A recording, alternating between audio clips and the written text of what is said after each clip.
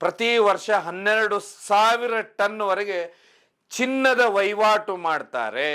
ಪ್ರತಿ ದಿವಸ ದುಬೈನಲ್ಲಿ 1,000 ಕೆಜಿಗಿಂತನೂ ಜಾಸ್ತಿ ಚಿನ್ನವನ್ನ ಮಾರ್ತಾರೆ. 1 ಕೆಜಿ ಚಿನ್ನವನ್ನ ತರಬಹುದು, ಅದನ್ನು ಗಟ್ಟಿ ರೂಪ ಅಂದ್ರೆ ಬಿಸ್ಕೆಟ್ ರೂಪದಲ್ಲಿರ್ಬೇಕು. ಅಪ್ಪ ನಮಗೆ 10 ಕೆಜಿ ಬೇಕು, 15 ಕೆಜಿ ಬೇಕು ಅಂತ ಹೇಳಿದ್ರೆ ಅದಕ್ಕೆ 36% ಕಸ್ಟಮ್ಸ್ ಆಗುತ್ತೆ.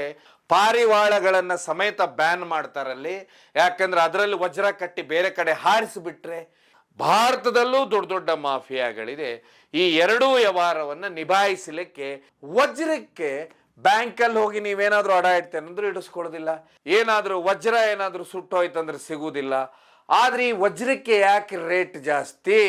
ಅದೇ ರಾಷ್ಟ್ರದಿಂದನೂ ವಜ್ರ ಬರುತ್ತೆ, ಅದು ಆಫ್ರಿಕಾ ಖಂಡದಿಂದ.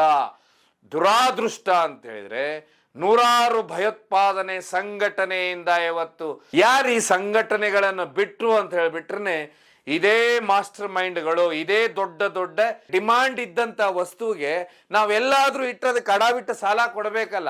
ಆದ್ರೆ ವಜ್ರಕ್ಕೆ ಯಾರು ಸಾಲ ಕೊಡೋದಿಲ್ಲ. ನೀವು ಮರು ಮಾರ್ತೇನಂದ್ರೂ ಅದಕ್ಕೆ ಕಡಿಮೆ ಬೆಲೆ ಸಿಗುತ್ತೆ.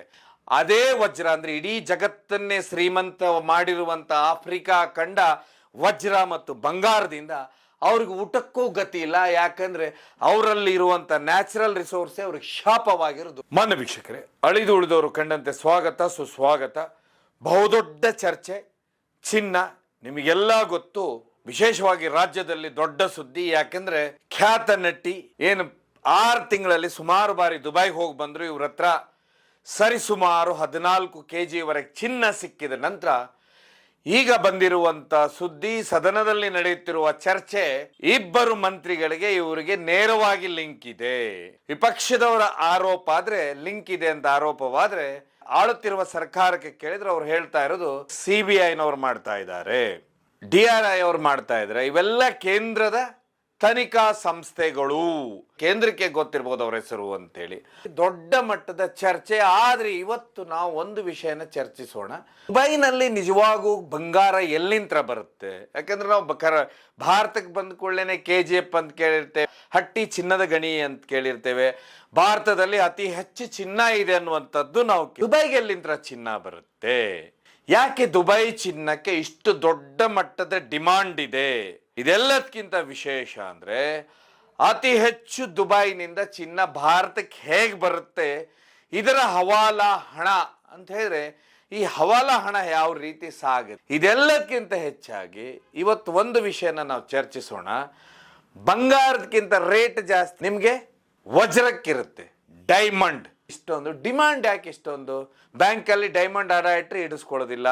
ನೀವು ಡೈಮಂಡ್ ನಿಮ್ಮ ಹತ್ರ ಇದ್ರೆ ಮಾರ್ಲಿಕ್ಕೆ ಹೋದ್ರೆ ಅದಕ್ಕೆ ಯಾವುದು ರೇಟ್ ಜಾಸ್ತಿ ಏನು ಮಾರೋನ್ ಕೊಡೋದಿಲ್ಲ. ಅವ್ರು ಹೇಳ್ತಾರೆ ಕಟ್ಟಿಂಗ್ ಸರಿ ಇಲ್ಲ, ಕಲರ್ ಸರಿ ಇಲ್ಲ, ಕ್ಲಿಯಾರಿಟಿ ಇಲ್ಲ ಅನ್ನುವಂಥ ಸುಮಾರು ವಿಷಯಗಳು ಹೇಳಿ ನೀವು ಡೈಮಂಡ್ ಮಾರಿದ್ರು ಆ ರೇಟಿಗೆ ಹೋಗೋದಿಲ್ಲ. ಆಮೇಲೆ ಚಿನ್ನವನ್ನು ನೀವು ಆಭರಣ ಮಾಡಿಟ್ಟಿದ್ರ ಅಂತ ಇಟ್ಕೊಳ್ಳಿ. ಆಭರಣ ಒಂದು ವೇಳೆ ಅದು ಬೆಂಕಿ ಬಿತ್ತಂದ್ರೂ ಕರಗಿ ಅಲ್ಲೇ ಇರುತ್ತೆ. ಅದೇ ಡೈಮಂಡ್ ಕರಗ್ತಂದ್ರೆ ನೀರಾಗ್ಬಿಡುತ್ತೆ. ಹಾಗಾದ್ರೆ ಈ ಡೈಮಂಡಿಗೆ ಬೆಲೆ ಯಾಕೆ ಜಾಸ್ತಿ ಅನ್ನುವಂಥ ತುಂಬಾ ಸೂಕ್ಷ್ಮವಾಗಿ ತಿಳ್ಕೊಳ್ಳೋ. ಅದಕ್ಕೆಲ್ಲದಕ್ಕಿಂತ ಮುಖ್ಯವಾಗಿ ಯಾಕಿಷ್ಟು ಡಿಮಾಂಡು ಅಂತ ನಾವು ದುಬೈದ ಚಿನ್ನ ಇಷ್ಟ್ಯಾಕೆ ಡಿಮಾಂಡು, ಇದನ್ನೇ ಅಗಲಾಗಿ ಯಾಕೆ ಬರುತ್ತೆ ಅಂತ ಹೇಳಿದ್ರೆ ಭಾರತದಲ್ಲಿರುವಂಥ ಕಪ್ಪು ಹಣ. ಕಪ್ಪು ಹಣ ಯಾವುದಂತ ಹೇಳಿದ್ರೆ ತುಂಬಾ ಸಿಂಪಲ್ ಆಗಿ ಸುಮಾರು ಮಾರ್ಗಗಳಿದೆ ಕಪ್ಪು ಹಣಕ್ಕೆ.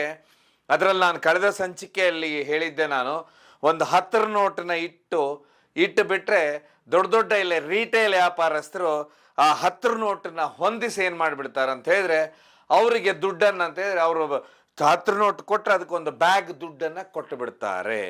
ಹಾಗಾದರೆ ರಿಟೇಲಲ್ಲಿ ದುಡ್ಡು ಅಷ್ಟೆಲ್ಲ ಎಲ್ಲಿಂದ ಬರುತ್ತಂತ ಯೋಚನೆ ಮಾಡ್ತೋದ್ರೆ ನಿಮಗೆ ಒಂದು ಮಾರ್ಕೆಟ್ ಗೊತ್ತಿರುತ್ತೆ, ಹವಾಲಾ ಆಗುವಂಥದ್ದು ಅಂತ ಹೇಳಿದ್ರೆ. ವಿಶೇಷವಾಗಿ ನಾವು ಬಂದುಬಿಟ್ರೆ ಗುಟ್ಕಾ ಅಂತ ಕೇಳಿರ್ತೀರ ನೀವು.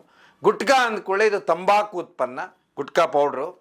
ಈ ಗುಟ್ಕಾವನ್ನು ದೇಶದಲ್ಲಿ ಅಂದರೆ ನಾವು ವಿಶೇಷವಾಗಿ ಉತ್ತರ ಭಾರತಕ್ಕೆ ಬಂದರೆ ಇದು ಸಾವಿರಾರು ಕೋಟಿ ರೂಪಾಯಿ ಬಿಸ್ನೆಸ್ ಆಗುತ್ತೆ.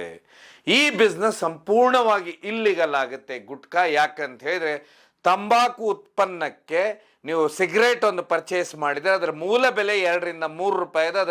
ಅದನ್ನು ನೀವು ತಗೊಂಡಾಗ 20 ರೂಪಾಯಿ ಸಿಗುತ್ತೆ. ಅದೇ ರೀತಿ ಯಾವುದಾದ್ರೂ ಮದ್ಯಪಾನವನ್ನು ಖರೀದಿ ಮಾಡಿದಾಗ ಅದರ ಮೂಲ ಬೆಲೆ 20 ಇದ್ರೆ ಅದು 250 ರೂಪಾಯಿಗೆ ಆಗುತ್ತೆ.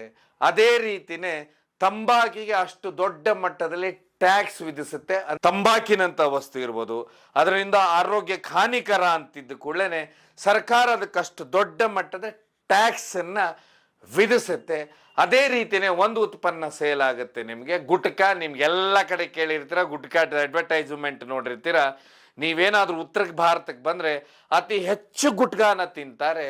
ನೀವು ಅರ್ಥ ಮಾಡ್ಕೋಬೇಕು, ಸರಿ ಸುಮಾರು 140 ಕೋಟಿ ಇರುವಂತ ಜನಸಂಖ್ಯೆ ಇರೋ ರಾಷ್ಟ್ರದಲ್ಲಿ ಒಂದಿಷ್ಟು ಕೋಟಿ ಅಂತ ತಿಂದು ಎಷ್ಟು ದುಡ್ಡಾಯ್ತು ಗುಟ್ಕಾದ್ದು. ಈ ಗುಟ್ಕಾ ಸುಮಾರು ಕಂಪನಿಗಳಲ್ಲಿ ರೆಡಿ ಆಗುತ್ತೆ.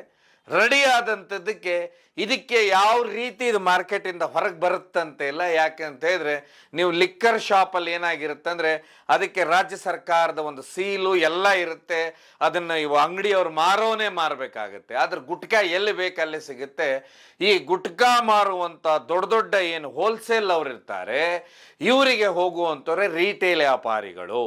ದುಡ್ಡನ್ನೇ ಏನಂದ್ರೆ ಒಂದೊಂದು ಜಿಲ್ಲೆಯಲ್ಲೇ ಉತ್ತರ ಭಾರತಕ್ಕೆ ಬಂದರೆ ತಿಂಗಳಿಗೆ 100 ಕೋಟಿ ರೂಪಾಯಿ ದುಡ್ಡು ಆಗ್ಬಿಡುತ್ತೆ ಗುಟ್ಕಾದ್ದೇ ಬರೀ.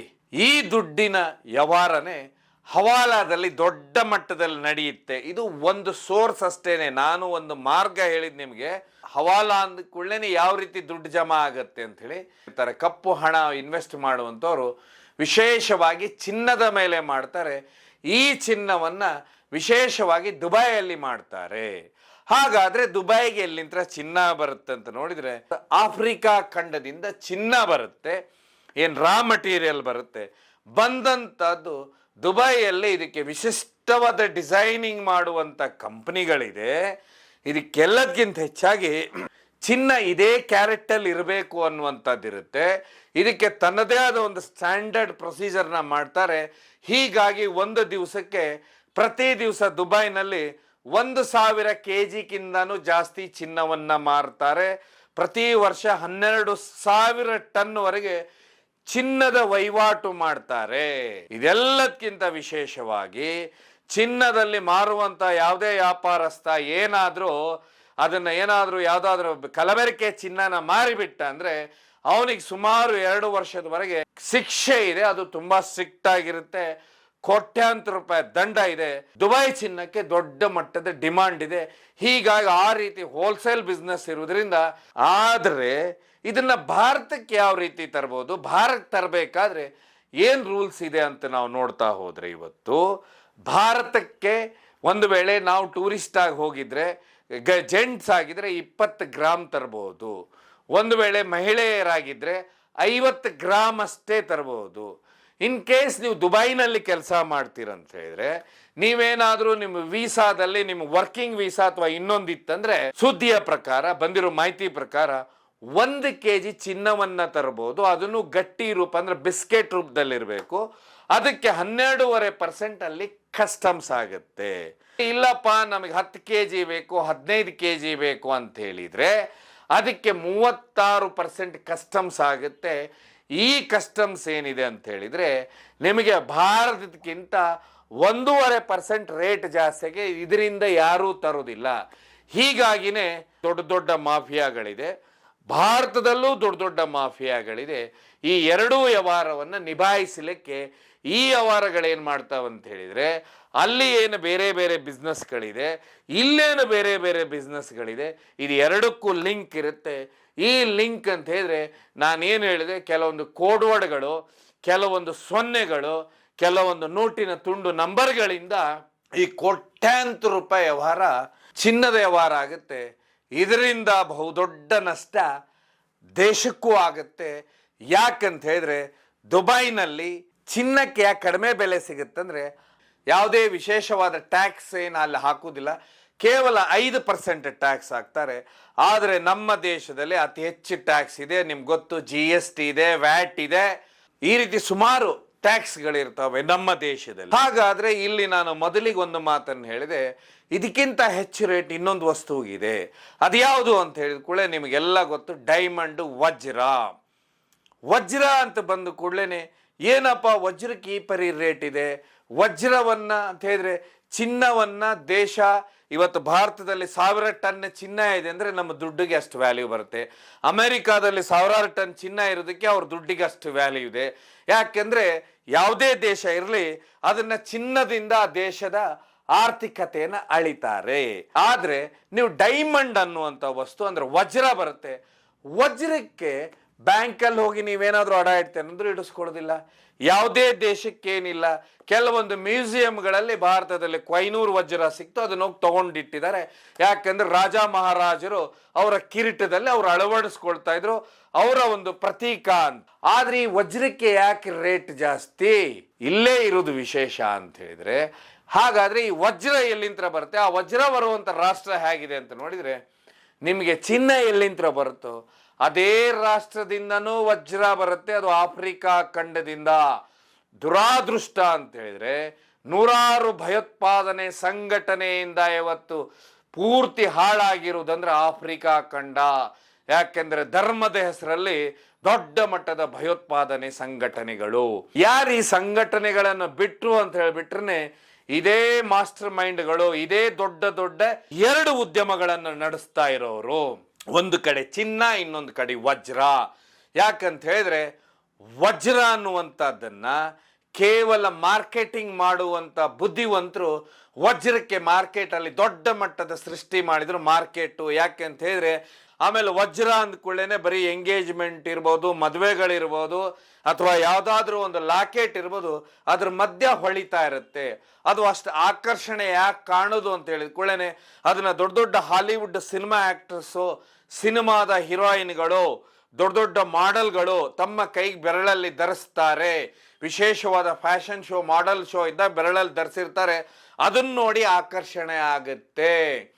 ಅದಾದ ಮೇಲೆ ದೊಡ್ಡ ದೊಡ್ಡ ಊರಿಗೆ ಹೋದ್ಕೊಳ್ಳೇನೆ ದೊಡ್ಡ ದೊಡ್ಡ ಹೋಲ್ಡಿಂಗ್ಸ್ ಅಲ್ಲಿ ವಜ್ರದ ಹರಳು, ವಜ್ರದ ಉಂಗುರ ಹಾಕೊಂಡಂತ ರೂಪದರ್ಶಿಗಾರ ಫೋಟೋಗಳಿರ್ತಾವೆ. ಅದನ್ನ ನೋಡಿ ಅಷ್ಟೇ ನಾವು ವಜ್ರಕ್ಕೆ ಆಕರ್ಷಣೆ ಆಗ್ತೇವೆ. ಇಲ್ಲ ವಜ್ರದ ಕತೆ ಕೇಳಿ, ಯಾಕಂದ್ರೆ ವಜ್ರದ ಕಥೆಯನ್ನ ಕ್ರಿಯೇಟ್ ಮಾಡಿದಂತ ಕಥೆಯನ್ನ ಕೇಳಿ ವಜ್ರ ವಜ್ರ ವಜ್ರ ಅಂತ ಹೇಳಿದ ಕೂಡಲೇ ವಜ್ರಕ್ಕೆ ಈ ಪರಿ ಡಿಮಾಂಡ್ ಇರೋದು. ಯಾಕಂದ್ರೆ ಡಿಮಾಂಡ್ ಇದ್ದಂತ ವಸ್ತುವಿಗೆ ನಾವೆಲ್ಲಾದ್ರೂ ಇಟ್ಟದಕ್ಕೆ ಅಡವಿಟ್ಟು ಸಾಲ ಕೊಡಬೇಕಲ್ಲ. ಆದ್ರೆ ವಜ್ರಕ್ಕೆ ಯಾರು ಸಾಲ ಕೊಡೋದಿಲ್ಲ. ನೀವು ಮರು ಮಾರ್ತೇನಂದ್ರೂ ಅದಕ್ಕೆ ಕಡಿಮೆ ಬೆಲೆ ಸಿಗುತ್ತೆ, ಬ್ಯಾಂಕ್ ಅವರು ಇಟ್ಕೊಳ್ಳೋದಿಲ್ಲ.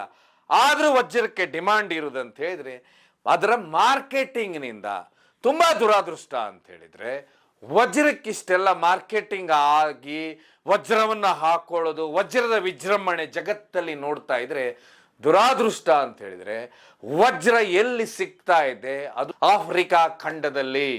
ಇಡೀ ಜಗತ್ತಿನ ಎಲ್ಲ ನ್ಯಾಚುರಲ್ ರಿಸೋರ್ಸ್ ಇರೋದು, ಬಂಗಾರ ವಜ್ರ ಎಲ್ಲ ಇರೋದು ಅದೇ ಆಫ್ರಿಕಾದಲ್ಲಿ. ಆದ್ರೆ ಅವ್ರಿಗೆ ತಿನ್ಲಿಕ್ಕೆ ಊಟ ಮಾಡ್ಲಿಕ್ಕೂ ಇಲ್ಲ ಅಂತ ಹೇಳಿದ್ರೆ ಬಿಸ್ನೆಸ್ ಮ್ಯಾನ್ಗಳ ಕಪಿಮುಷ್ಟಿಯಲ್ಲಿದೆ. ದೊಡ್ಡ ದೊಡ್ಡ ಸೀಕ್ರೆಟ್ ವ್ಯಾಪಾರಿಗಳ ಕಪಿಮುಷ್ಟಿಯಲ್ಲಿ ಇರುವುದರಿಂದನೇ ಆಫ್ರಿಕಾದಲ್ಲಿ ಧರ್ಮವನ್ನ ಹರಿಬಿಡ್ತಾರೆ. ಹರಿಬಿಟ್ಟ ಮೇಲೆ ದೊಡ್ಡ ದೊಡ್ಡ ಗಲಾಟೆಗಳು, ಒಂದು ಆಡಳಿತವಾದ ಸರ್ಕಾರ ಇರುವುದಿಲ್ಲ. ಇದರ ಮಾಸ್ಟರ್ ಮೈಂಡ್ ವ್ಯಾಪಾರಿಗಳು ಯಾರಿದ್ದಾರೆ ಅಲ್ಲೆಲ್ಲ ಬಂದೂಕುಗಳನ್ನ ಕೊಡ್ತಾರೆ. ಸೀಕ್ರೆಟ್ ಬಿಸ್ನೆಸ್ ಮ್ಯಾನ್ಗಳು ಅಲ್ಲಿರುವಂತ ಲೀಡರ್ ಕಡೆ, ಜನರ ಕಡೆ ಅವರವರನ್ನೇ ಡೈಲಿ ಹೊಡೆದಾಡ್ಕೊಳ್ತಾರೆ. ಕೇವಲ ಬದುಕಬೇಕನ್ನೋನು ಆ ವಜ್ರದ ಗುಹೆ ಒಳಗೆ ಇಳಿತಾನೆ. ಹಾಗೆ KGF ಇವೆಲ್ಲ ಅದೇ ರೀತಿ ಸುರಂಗದೊಳಗೆ ಇಳಿತಾರೆ, ಅದೇ ರೀತಿ ವಜ್ರದ ಇದ್ರೊಳಗೆ ಇಳಿತಾರೆ, ವಿಪರೀತವಾಗಿ ಕೆಲಸ ಮಾಡ್ತಾರೆ. ಅದೇ ವಜ್ರ ಅಂದ್ರೆ ಇಡೀ ಜಗತ್ತನ್ನೇ ಶ್ರೀಮಂತ ಮಾಡಿರುವಂತ ಆಫ್ರಿಕಾ ಖಂಡ ವಜ್ರ ಮತ್ತು ಬಂಗಾರದಿಂದ ಅವ್ರಿಗೆ ಊಟಕ್ಕೂ ಗತಿ ಇಲ್ಲ. ಯಾಕಂದ್ರೆ ಅವರಲ್ಲಿ ಇರುವಂತ ನ್ಯಾಚುರಲ್ ರಿಸೋರ್ಸ್ ಅವ್ರಿಗೆ ಶಾಪವಾಗಿರೋದು. ತುಂಬಾ ದುರಾದೃಷ್ಟ. ಯಾಕಂತ ಹೇಳಿದ್ರೆ ಆರೋಗ್ಯ ತೋರಿಸ್ಕೊಳ್ಳಿಕ್ಕಿಲ್ಲ. ಜೀತದಾಳದವ್ರ ತರ ಈ ಭಯೋತ್ಪಾದನಾ ಸಂಘಟನೆ ಕೈಯಲ್ಲಿ ಕೆಲಸ ಮಾಡಬೇಕಾಗತ್ತೆ. ಅದೆಲ್ಲದಕ್ಕಿಂತ ವಿಶೇಷವಾಗಿ ಅವ್ರೇನಾದ್ರೂ ಸತ್ರಂದ್ರೆ ಆ ಮೈನಿಂಗ್ ಏರಿಯಾ ಇರುತ್ತೆ ಅದರಲ್ಲೇ ಹೋಗಿದು ಬಿಡ್ತಾರೆ. ಯಾಕಂದ್ರೆ ವಜ್ರ ಗಿಜ್ರ ನುಂಗಿದ್ರೆ ಹೊರಗೆ ಹೋಗ್ಬಿಡುತ್ತಂತ ಹೇಳಿ.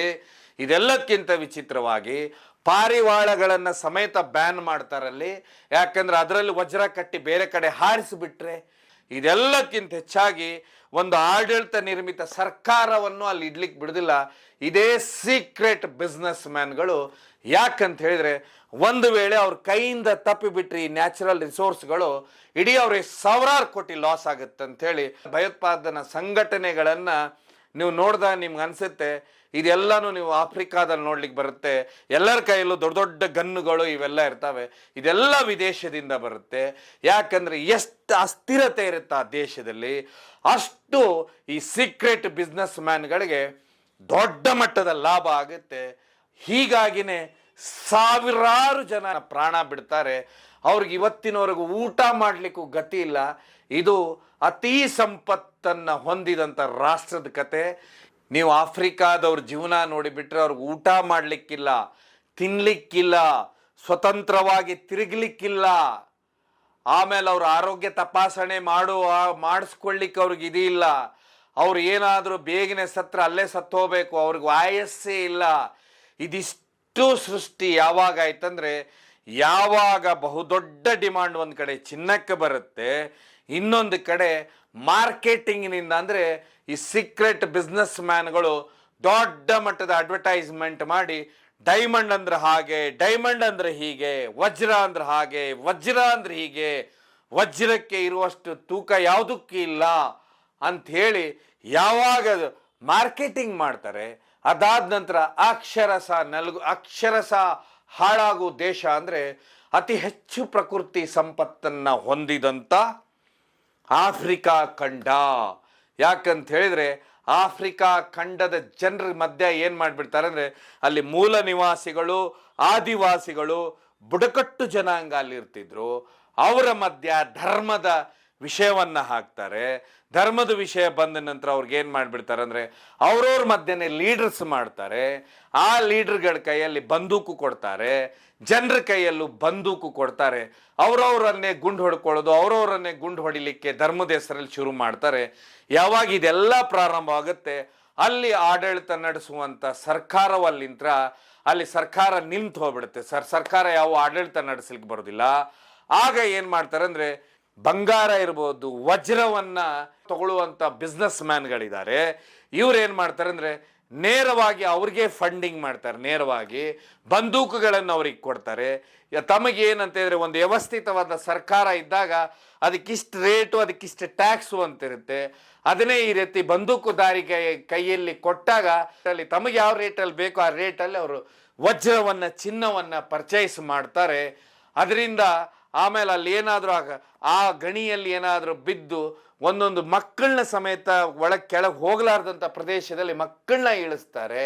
ಅವ್ರೇನಾದರೂ ಅಲ್ಲಿ ಏನು ಜನ ಇದ್ದಾರೆ ಅದ್ರ ಆ ಗಣಿಗಳಲ್ಲಿ ಕೆಲಸ ಮಾಡುವಂಥವ್ರು ಅಲ್ಲಿಯ ಜನ ಅವ್ರೇನಾದರೂ ಬಿದ್ದರು ಸತ್ರು ಅಂದ್ರೆ ಅಲ್ಲೇ ಹುಗಿದಾಕ್ತಾರೆ. ಯಾಕಂದ್ರೆ ವಜ್ರ ಚಿನ್ನ ಏನಾದರೂ ಹೊಟ್ಟೆ ಒಳಗಿದ್ರೆ ಹೊರಗೆ ಹೋಗಬಾರ್ದದು, ಆ ಭೂಮಿಯಲ್ಲೇ ಅವ್ರನ್ನ ದಫನ್ ಮಾಡಿಬಿಡ್ತಾರೆ, ಅಂದರೆ ಅಂತಿಮ ಕ್ರಿಯೆ ಮಾಡ್ತಾರೆ. ಹೀಗಾಗಿ ಯಾವತ್ತಾದರೂ ಈ ಸಂಪತ್ತು ಜಾಸ್ತಿ ಆಯ್ತಂದ್ರೆ ಏನಾಗುತ್ತೆ ಅನ್ನೋದಕ್ಕೆ ಇದು ಒಂದು ಉದಾಹರಣೆ. ಹೀಗಾಗಿ ಚಿನ್ನದ ಹಿಂದೆ ಒಬ್ಬರು ಬಿದ್ದರೆ ವಜ್ರದ ಹಿಂದೆ ಇನ್ನೊಬ್ಬರು ಬಿದ್ದಿರುವಂಥದ್ದು ಕತೆ. ಅದ್ರ ನಿಜವಾಗೂ ಅದನ್ನು ತೆಗಿತಾ ಇರುವಂಥವ್ರ ಬದುಕು ಇವತ್ತಿಗೂ ದುಸ್ತರವಾಗಿರುವುದು ಅಂತ ಹೇಳಿದ್ರೆ ಅದು ಆಫ್ರಿಕಾದಲ್ಲಿ ಅಂತ ಹೇಳ್ತಾ ಈ ಕಾರ್ಯಕ್ರಮ ಮುಗಿಸ್ತೇನೆ. ಕಾರ್ಯಕ್ರಮ ನೋಡಿ ಧನ್ಯವಾದ. ಇದು ಕೇವಲ ಜನಜಾಗೃತಿಗೋಸ್ಕರ ಮಾತ್ರ.